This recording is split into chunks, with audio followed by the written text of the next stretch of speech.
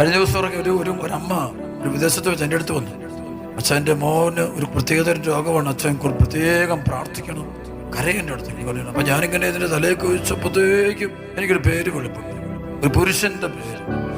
ഞാനിത് ആരാണ് ഇതുമില്ല, ഞാൻ ഇവളോട് മലയാളി കൊച്ച, ഞാനിത് ചോദിച്ചപ്പോൾ ഇവൾ പെട്ടെന്ന് ഷോക്കായി. പെട്ടെന്ന് ഇവളുടെ മുഖം, ഒരു ഫ്രണ്ടാണ്. ഈ ഫ്രണ്ടുമായിട്ട് നിനക്കെന്താ ബന്ധം?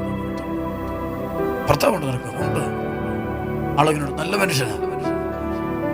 അവൻ നല്ല മനുഷ്യനാ, നീ മോശം സ്ത്രീയാ. ഷോക്കായി. ഞാൻ പറഞ്ഞു, എൻ്റെ കുഞ്ഞ്, നീ എൻ്റെ അടുത്ത് ഈ കൊച്ചിന് വേണ്ടി ഡെലിവറി സൗഖ്യം കിട്ടാൻ വേണ്ടി വരിക, എനിക്ക് നല്ല കാര്യമാണ്, പ്രാർത്ഥിക്കാൻ പറ്റും. പക്ഷെ നീ ഇത് ശരിയല്ല. എൻ്റെ അടുത്ത് വരികയാണെങ്കിൽ നീ ഇത് ഉപേക്ഷിച്ചിട്ടേ വരാവുള്ളൂ.